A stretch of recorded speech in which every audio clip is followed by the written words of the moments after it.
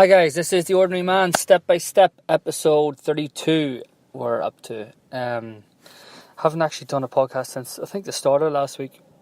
We've been pretty slack with getting the next one out. Been fairly busy, I suppose, which is the easy excuse to give. But hopefully now that won't happen again. So, what have we been up to? So we've concluded, I suppose, our interview process with the open position that we had. We had a business development / marketing position up, and we have concluded that. Just the T's and C's to be reviewed and signed on the dotted line, which is great. The person that we have coming on board is excellent, brilliant. And I'm really looking forward to bringing her on board. So that's pretty cool. What else have we been up to? Jesus, it's hard to remember actually from last week. So we have received I suppose a substantial amount of government funding in the form of a grant. We haven't drawn that down yet. We've run into a couple of complications just with how we want to draw it down. We may need to make a couple of changes before we actually do draw it down, just to get the real benefit out of it. So I met with the accountant last week to discuss that. So that's a bit of a tricky situation at the minute, and not helping the cash flow side of things. So we'll work through that. Excuse me. This week.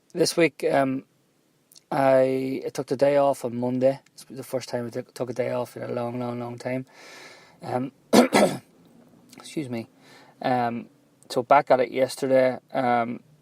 Met with a property developer yesterday, whose business model is to buy old buildings in popular locations and refurbish them into studio / 1 bed / 2 bed apartments.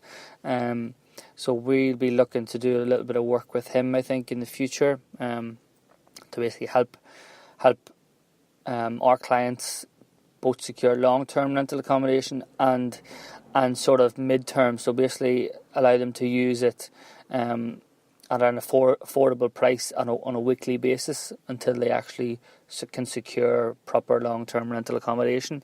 And we'll be looking to probably roll out that model a little bit more.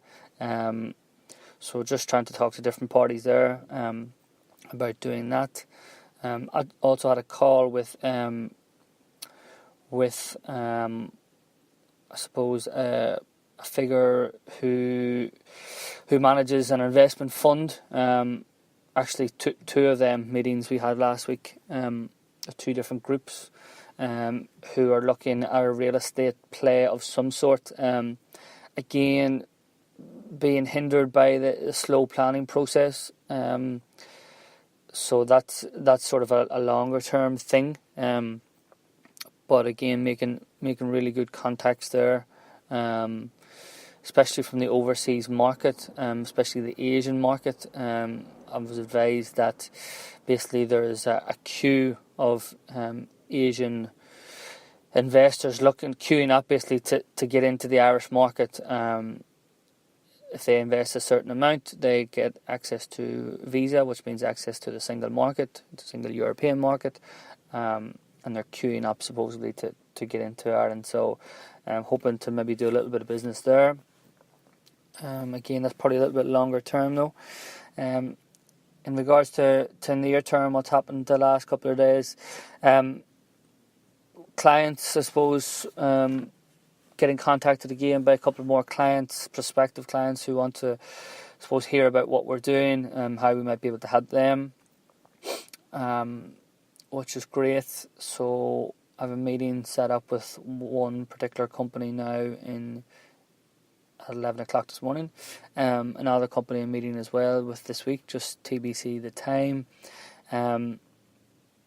We've signed up another couple of clients as paying customers, which I think I mentioned already.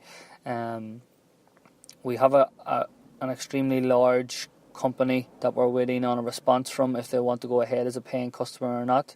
They're going to be hiring aggressively over the next, let's say, 3, 4, 5 months, particularly from the overseas market. We have been working with them on a trial basis for the last probably 4 to 6 weeks. Huge volume of employees coming through, which has been difficult to handle. But now that we've got the extra headcount, I suppose, on board as well, that'll help ease with that in the future.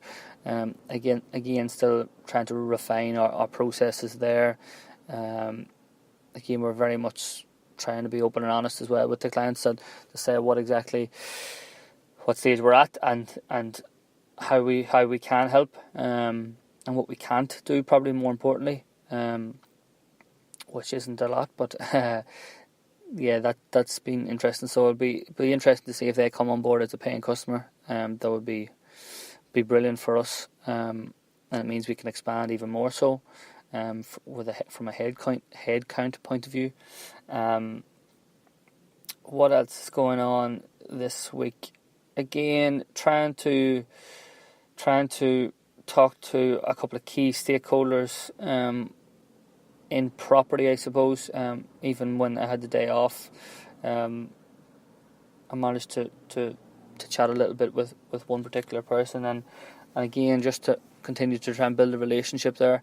The Irish market is just very, very interesting at the minute. It's very much going into unknown territory very, very soon, I'd say. With regards to prices, with regards to availability, with regards to, I suppose, the makeup of the market and who can afford the certain prices that are actually being asked at the minute, and again, still no, because government take so many fucking holidays. There's been nothing that's happened over the last couple of months. Just more talks this morning about for the budget next month announcement that they're not going to decrease the VAT from 13.5% to 9%. The government are saying that they're more interested of actually them going and developing themselves. I don't. All of these things, they take so much time. It's complete bullshit. Like, just do, and if you make a mistake, be open and honest about it. Like, whatever way they go now at the minute, it's going to take years to get the supply up to what it needs to be, especially in the social housing side of things. So they need a start. End of story. So anyway, we'll leave that to the Brains Trust to organise. So that's really it. We've the new employee starting on Friday, so it'll be a bit of like 101, our business model. Going to spend most of the day with her just to get her up to speed and where we're at.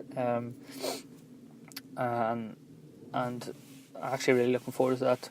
Again, it'll be a bit of a refresher for myself. A couple of meetings, a couple of signatures that I need on certain things. And that's pretty much it.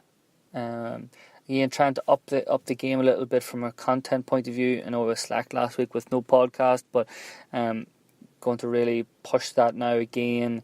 I'm trying to provide as much value as I can with regards to LinkedIn posts on what I'm seeing on the housing market.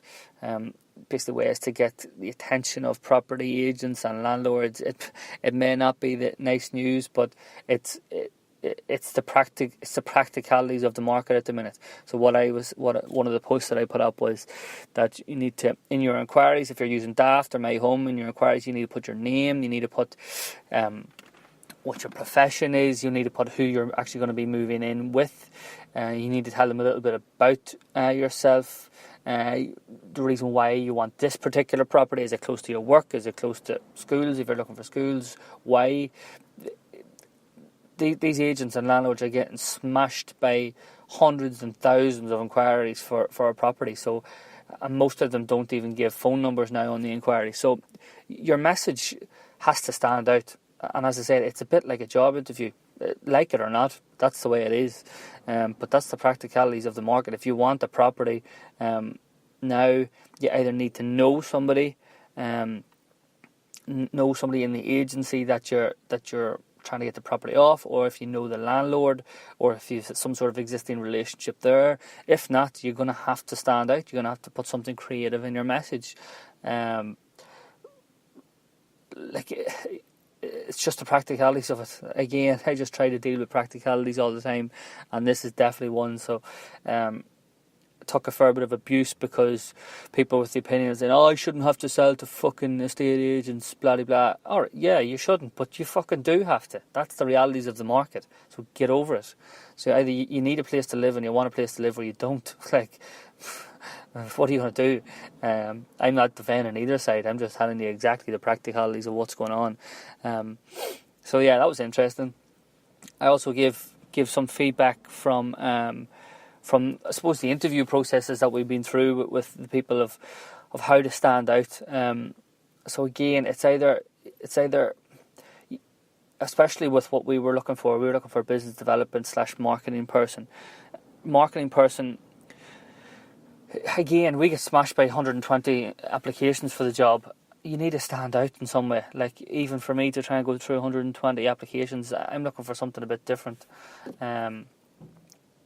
Because something has to stand out. If there's not an existing relationship there, if I don't know who you are, or you haven't been referred to me, how am I going to know like a little bit about you within a CV? CVs are complete bullshit these days. And the person who we actually hired in the end, the CV wasn't overly great. It was just part of the application that we had then that sort of stood out.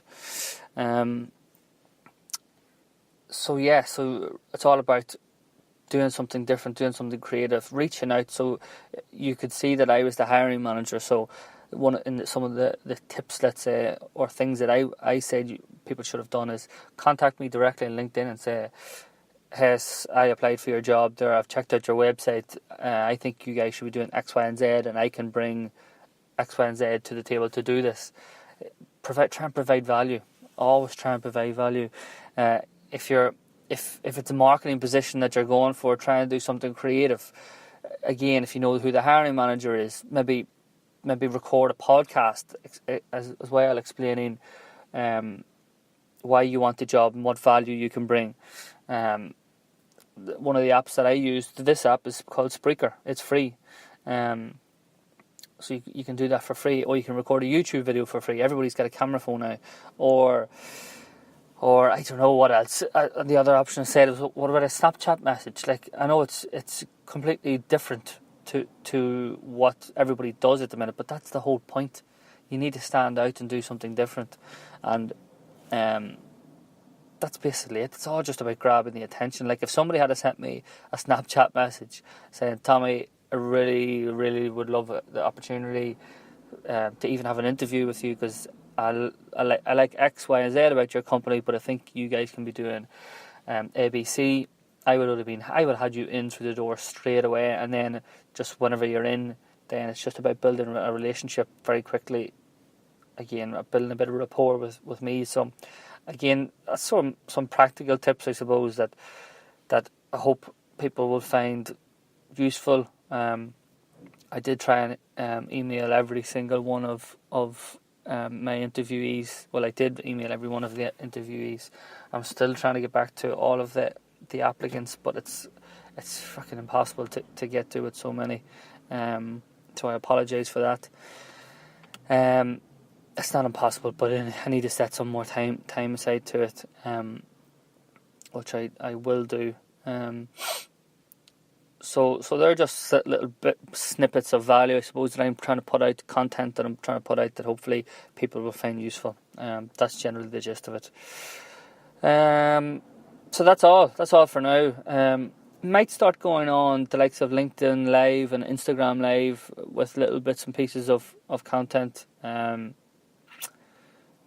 do still think that podcasting will be more valuable to people long term, mainly because of the fact that you can multitask. You can listen to the podcast whilst you're at work, and you can continue working with videos and all the rest you can't. But we may try it anyway, see how it goes. they'll all be part of our continued marketing strategy going ahead with our new hire. So again, thanks again for listening, guys. Really, really appreciate it. We'll chat to you again very, very soon. Take care.